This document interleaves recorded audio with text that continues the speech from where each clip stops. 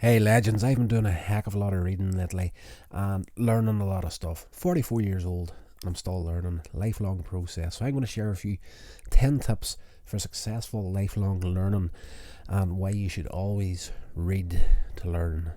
So tip number 1 is set clear goals. Define what you want to achieve through learning and set specific, measurable goals. 2. Develop a learning plan.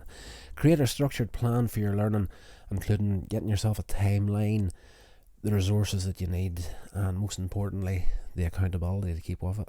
Tip number 3 is choose the right resources. Select high quality resources, the best you can get hold of, that align with the goals that you want to learn, such as books, podcasts, videos, or online courses. That's the beauty of where we're living at today. The internet is a free resource and you can learn pretty much everything that you want to learn on there, and the vast majority of it for free. Tip number 4, take notes. While you're going through whatever it is you're learning, make sure you take notes while you're learning it to help you retain information. There's something about writing down notes that just help you keep it in your mind better, and you can always refer back to it later on. Tip number 5, even though I just said take notes and you can always refer back to them later, number 5 is practice active recall. Test your knowledge by trying to recall information from memory rather than rereading it or rewatching it or whatever it may be. That's something I struggle with, and that's partly the reason why I always have my smartphone with me. It's just most of the time I can get it instant recall, but there's just some things there where you're just more comfortable looking it up. But if you can bring it out by active recall, all the better. Tip number 6 is seek feedback. Ask for feedback from others on your progress, and by doing this here, you'll discover any areas that you have that need a little bit of improvement. Tip number 7, collaborate with others. If you're trying to get into learning something, it's always good to get hold of somebody else that's doing exactly the same thing, and working with them, sharing your learning goals, and you can exchange ideas and insights. Tip number 8, reflect on your learning. Take a bit of time every once in a while. You can't be going at it 100% all the time. You need to take a bit of a step back and take time to reflect on what you've just learned, and how you can apply it to the real life situations that you find yourself in. Tip number 9, embrace challenges.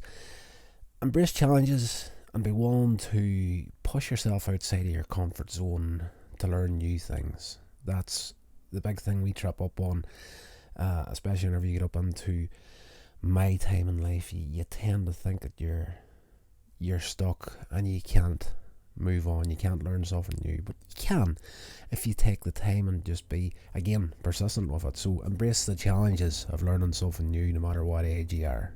Tip number 10, persevere.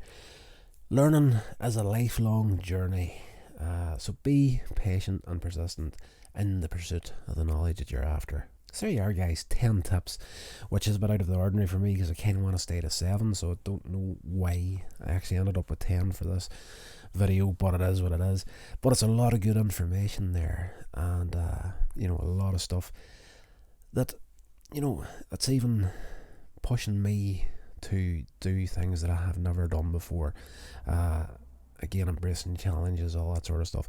It's just, again, if you get out into the real world and you think you've everything learned, you're going to be sorely disappointed very, very quickly. So make damn sure that you always have a book nearby or your smartphone or whatever. Make sure you're keeping up with the current information. That's another little thing I'll leave you with at the end of this here. It's just because you go for a qualification. Myself, for example, I'm thinking of changing jobs right now, so I have a qualification in retail, working in shops and stores and that sort of stuff.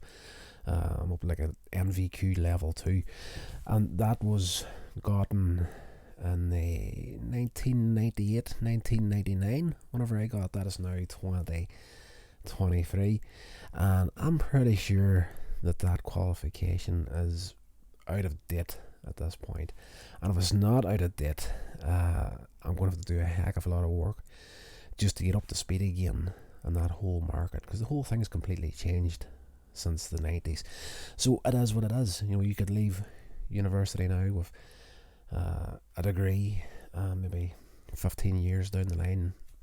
That's going to be, you know, you'll get word at a job interview sometime. You walk in there and you have your suit and tie on, you sit down in the chair and you're all full of confidence and whatnot, and this employer looks at your CV and sees this qualification and doesn't hire you because it's no longer a viable degree anymore.